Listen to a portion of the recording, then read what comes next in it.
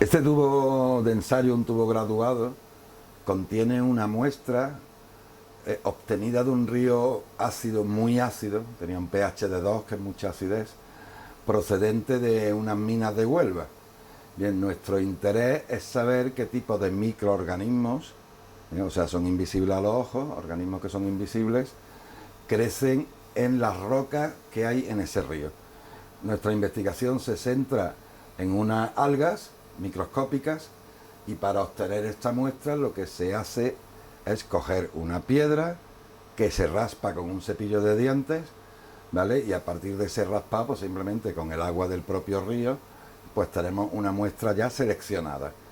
Bien, para que esta muestra llegue en buenas condiciones al laboratorio, lo que hacemos es añadirle alcohol en una determinada proporción que nos sirve como un agente preservante. Bien, el primer paso en el laboratorio consiste en eliminar ese alcohol que hemos añadido y para eso vamos a hacer un proceso que se llama centrifugación. Yo tengo que eliminar de la muestra el alcohol que le he añadido para preservarla. Para eliminarla se hace un proceso que se llama centrifugación, que es simplemente someter a la muestra a una aceleración centrífuga muy fuerte, de tal manera que los elementos más pesados de la muestra se bajan al fondo de un tubo y los elementos más ligeros, el agua, pues se queda encima del tubo. Para ello se utiliza este instrumento de laboratorio que se llama centrífuga, donde se van a colocar los tubos siempre de forma equilibrada y esos tubos los vamos a someter ahora a una velocidad que va a ser en torno a unos 5.000 revoluciones por minuto, que es una velocidad que nos da mucha fuerza de gravedad, ¿no?, para hacer ese proceso de centrifugación. Una vez que hemos centrifugado, como se puede observar, la muestra ha quedado precipitada en el fondo del tubo y lo demás es un líquido que vamos a eliminar. Bien, entonces simplemente, lo que no podemos es perder la muestra en ningún momento.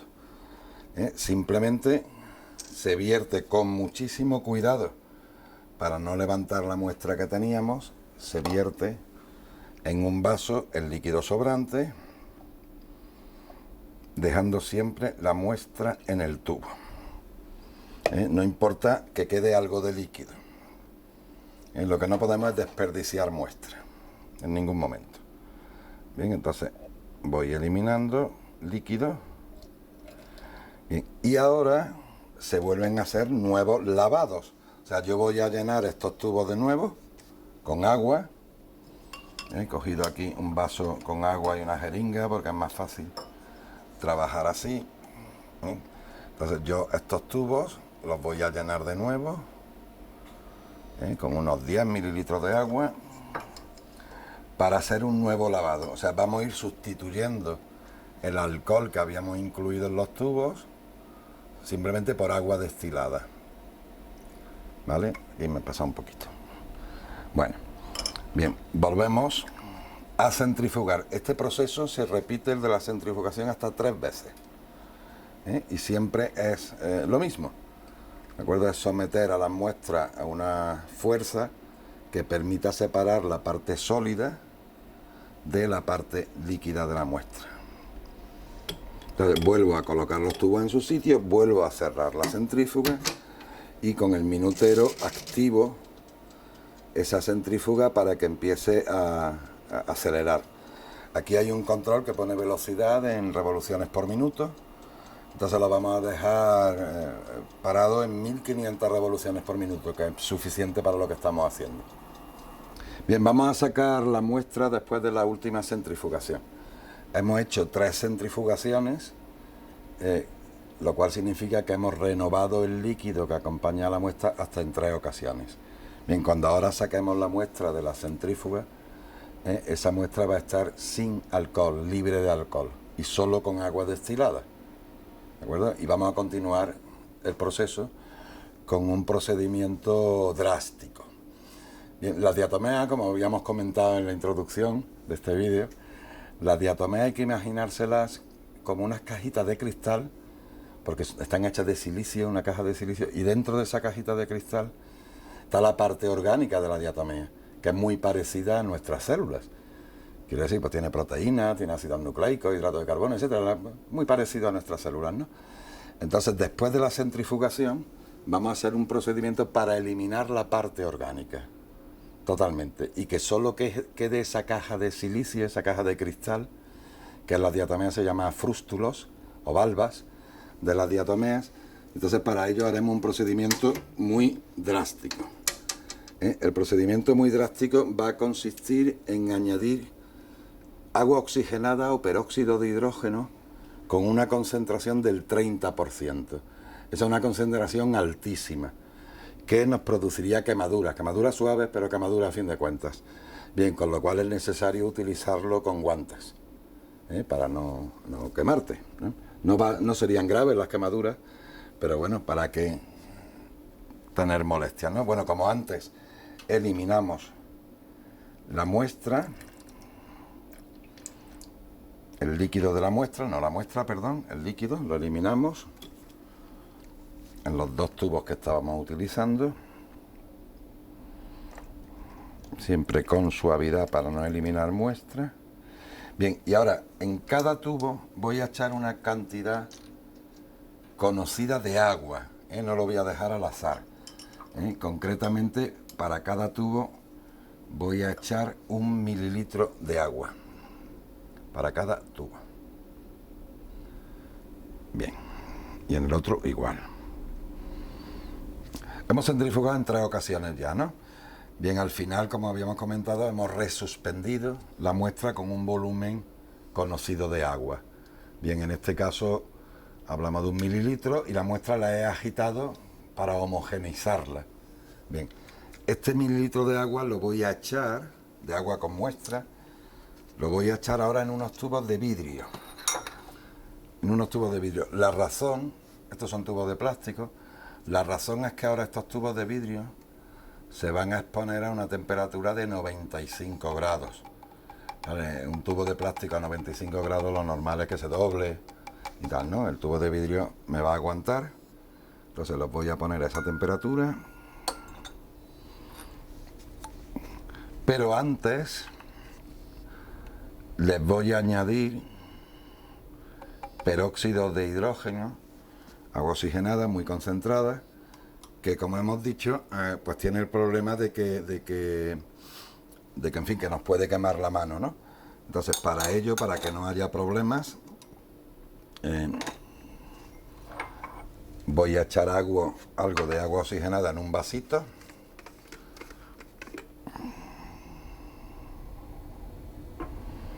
Un poquito.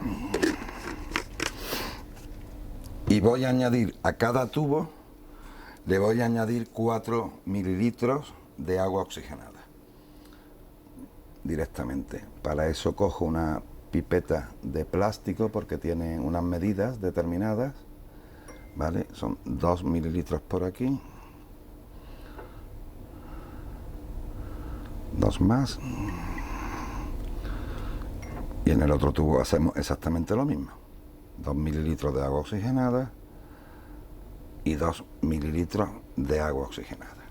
Bien, es decir, hemos echado 1 mililitro de muestra con 4 mililitros de agua oxigenada, una proporción 1:4. Bien, agito levemente porque se podría salir el líquido por la boca del tubo. Bien, entonces una vez agitado, estos tubos me los voy a llevar a un baño a 95 grados. Vale, a 95 grados el agua oxigenada va a estar actuando 1 hora y media. Durante esa 1 hora y media va a ir desapareciendo todo el contenido orgánico de la muestra, va a desaparecer del todo. Lo único que va a quedar es la cubierta de las diatomeas, lo que se llaman valvas o frústulos, esa cubierta que es de silicio. Y esa cubierta, esa muestra, es la que veremos transcurrida esa 1 hora y media, después de ciertos procesos que hay que seguir haciendo, es la que observaremos al microscopio para ver qué muestra tenemos en la mano. ¿De acuerdo? Esto es una cámara de protección, lo que tiene un flujo de aire hacia el exterior, filtrado naturalmente, y dentro hemos incluido un baño termostatizado, que lo hemos puesto a una temperatura en torno a 95 grados. Entonces yo aquí voy a depositar los tubos durante hora y media. Claro, el agua oxigenada, su nombre lo indica, el peróxido de hidrógeno, un agente muy oxidante. Si lo hago actuar además a una temperatura muy alta, como son 95 grados, las oxidaciones van a destruir esa materia orgánica que quiero eliminar. Bien, ¿por qué el tubo de ensayo? Porque claro, la temperatura va a hacer que se produzcan vapores, que suba el nivel del líquido. Bien, entonces le doy mucho volumen de vacío en este tubo de ensayo, de zona sin líquido, ¿vale? Para que no haya ningún tipo de accidente, ¿no? Entonces coloco directamente los tubos de ensayo en este baño termostatizado, bajo el cristal para que los vapores de peróxido de hidrógeno no afecten a nadie que pueda estar trabajando en el laboratorio y se extraigan hacia el exterior una vez filtrados, y va a estar ahí los tubos de ensayo hora y media. Bien, este tipo de procedimiento es un procedimiento que está protocolizado a nivel internacional. Es decir, existen normas internacionales para extraer la materia orgánica de las diatomeas, que están reguladas y son las que yo estoy aplicando en este procedimiento. En el paso anterior habíamos dejado las muestras en una solución de peróxido de hidrógeno concentrado con el objetivo de eliminar la materia orgánica que hay en la muestra. Bien, ahí ha estado a 95 grados de temperatura, muy alta, durante aproximadamente 2 horas.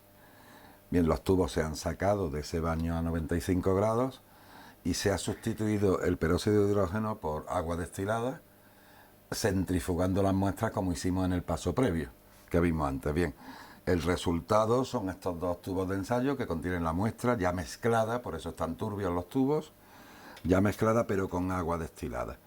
Bien, el siguiente paso es mirar al microscopio para saber qué tipo de organismos tenemos en la muestra. Bien, para eso hemos preparado 2 portaobjetos situados en una placa calefactora que está a 60 grados, porque la intención es depositar unas gotas y que se seque a 60 grados. Bien, una vez que las gotas estén secas, añadiremos una resina para hacer lo que se denomina una preparación permanente. Una preparación permanente en microscopía es una preparación que podemos ver hoy, mañana, dentro de 10 años, si está bien hecha, no cambia, no se ha alterado, ¿no? Bueno, en fin, entonces lo primero que hago es depositar de cada tubo, la muestra es la misma, lo que pasa es que la estoy haciendo por duplicado, depositar de cada tubo un par de gotas en el portaobjetos, ¿vale? Y del otro tubo hago exactamente lo mismo. La única diferencia entre las muestras es que una está más concentrada que la otra. Durante unos minutos la muestra se va a ir secando totalmente. Es fácil comprobar si la muestra se ha secado simplemente por los brillos que genera el vidrio del portaobjetos. Entonces esperamos unos minutos y mientras hacemos otra cosa. Para hacer una preparación definitiva, yo voy a necesitar cubrir la muestra con unos cristales muy delgados. A veces son tan delgados que se pegan uno a otro y hay que mirarlos, ¿no? Unos cristales muy delgados que se llaman cubreobjetos. Bien, antes de soltar, de depositar ese cubreobjeto sobre la muestra, para que se pegue y a la vez para que permita una fácil observación de la muestra al microscopio, como decía, voy a añadir una resina. Una resina es un compuesto sólido a temperatura ambiente. Entonces yo lo tengo que licuar, lo tengo que convertir en líquido. Para ello se utiliza un baño María, que es lo que tengo aquí, estaba depositado en una placa calefactora. Entonces esa resina, cuando ya se ha calentado, es líquida. No sé si se verá en cámara la pequeña cantidad que queda, pero más que suficiente. Bien, entonces esa resina la utilizaremos para pegar ese cubreobjeto y a la vez facilitar la visión al microscopio de lo que queremos ver, porque las diatomeas en particular requieren, en fin, unas resinas especiales con un índice de refracción, es una medida de la desviación de la luz a través del microscopio muy alto, porque si no, no se verían, serían como transparentes, ¿vale? Entonces necesitamos, en fin, una resina especial, ¿no? Bien, cuando esto está seco, le queda ya muy poquito, Cuando esto está seco es cuando vamos a añadir esa resina. Bien, ya ha transcurrido unos cuantos minutos para que se seque la muestra. Entonces la muestra, y le voy a poner un fondo amarillo porque igual se ve más o se ve menos, no lo sé. Bueno, la muestra queda seca, son 2 círculos en el portaobjetos de la muestra seca. Bien, vuelvo a depositar esa muestra en la placa calefactora y cojo la resina. Vale, la resina tiene que tener consistencia líquida, aunque se va a enfriar rápidamente. No es raro que se quede pegada la tapa al frasco. Ok, quita la tapa. Bien, voy a utilizar un palillo de diente para coger la resina. Se pueden utilizar otras cosas. Entonces, simplemente lo que voy a hacer es gotear sobre la muestra.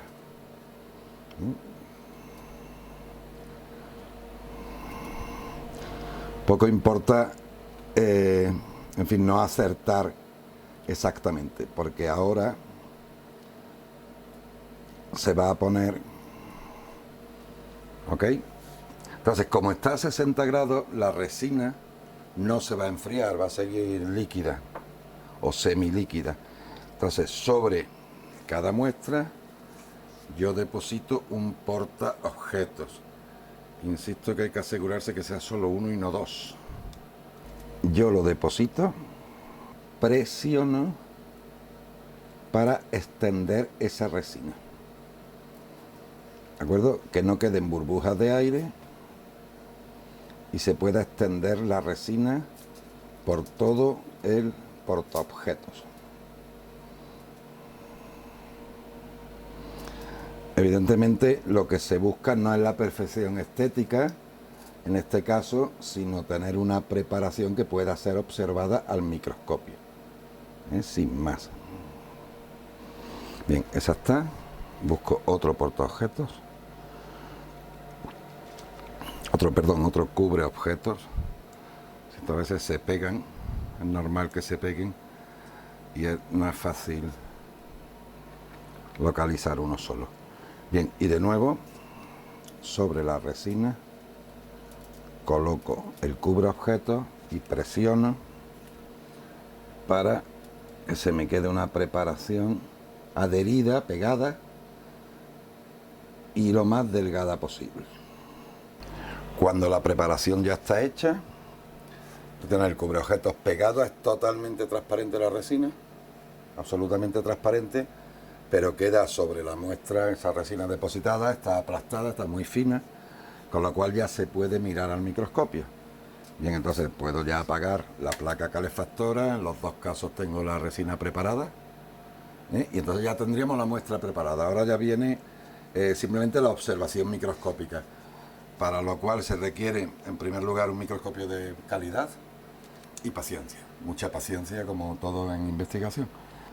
Hay partículas de tierra en la muestra que no se pueden disolver, ¿vale? Entonces se puede diluir, ¿no? Para que haya menos, pero no se disuelven. Pero se observan formas geométricas, como las que yo estoy señalando con la mano.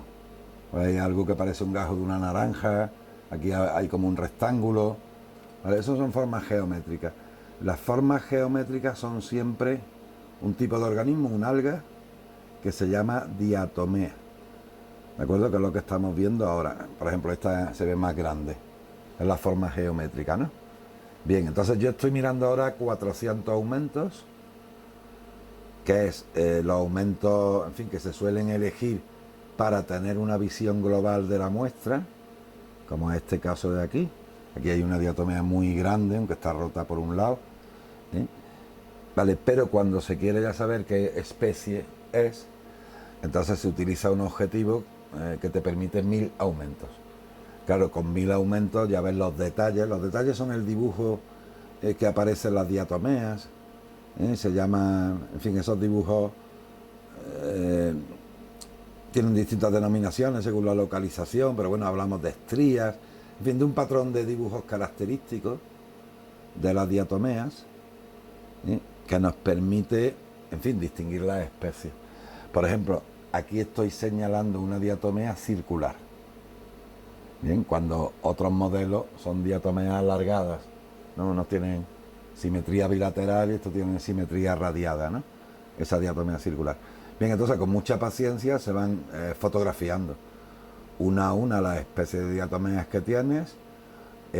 Normalmente utilizamos guías para identificarlas, salvo que una persona tenga ya mucha experiencia, pero lógico que utilice una guía, son unos catálogos de imagen donde por comparación vas identificando diatomeas, ¿no? En fin, algunos modelos son muy visibles, como este. Esto es una diatomea que está rota, y sin embargo sigue siendo muy grande a pesar de que está rota, ¿no? Bien, entonces los alumnos que van haciendo sus trabajos empiezan su investigación en estos trabajos. Primero, aprenden técnicas, que es una cosa fundamental. Segundo, aprenden a comparar la bibliografía, leer literatura científica para ver el estado de la cuestión, lo que se sabe de algo.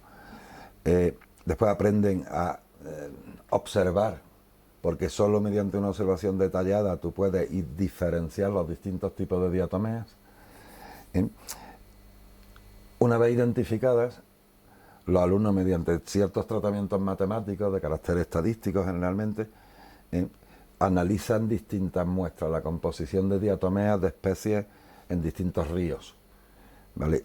Y en función de las especies que hay en esos distintos ríos, uno puede determinar la calidad de agua. Por ejemplo, tratándose de Huelva, los ríos que están afectados por lo que se llama el drenaje ácido de minas, son estos ríos rojos que conocemos en toda la provincia, desde el Tinto, el Odiel y todos los ríos, todos los afluentes que hay. Bien, estos ríos tienen unas determinadas diatomeas que no aparecen en los ríos de agua dulce, en los ríos contaminados, ¿no? Entonces, bueno, en función de las especies que hay, pues puedes saber el grado de contaminación de una agua.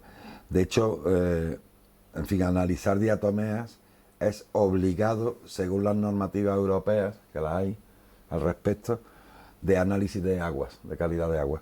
¿Y por qué se analizan las aguas? Pues es una obviedad.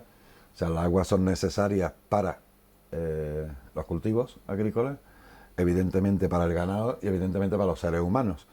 Aguas contaminadas, aguas en mal estado, por la razón que sea, pues serían peligrosas. Y hay también una razón ambiental, no solo una razón de salud. Si un agua está contaminada, tarde o temprano va a llegar al océano. En el caso de Huelva, tanto el Tinto como el Odiel desembocan en la punta del Sebo, pues desembocan en el Atlántico. Claro, si esas aguas van contaminadas, bien, se extenderá esa contaminación en el océano y se distribuirá según corrientes marinas, bueno, una serie de cosas, ¿no? Bien, entonces hoy, en la actualidad, la Unión Europea es muy exigente en temas ambientales y lo que se trata es no ya de remediar la contaminación, que también, obviamente, sino de prevenir la contaminación. O sea, hoy, por ejemplo, no se puede abrir una explotación minera si no satisface una serie de requisitos de sostenibilidad, ¿no? De que no contaminen el ambiente. Lamentablemente, claro, la historia de la minería en Huelva es muy antigua, empezó hace 4 o 5 mil años, con lo cual se han ido cometiendo excesos a lo largo de la historia y hay un problema grave de contaminación en muchos ríos de Huelva, muy difícil de solucionar además, pero bueno, para eso está también la ciencia, ¿no? Para arreglar entuertos previos, ¿no?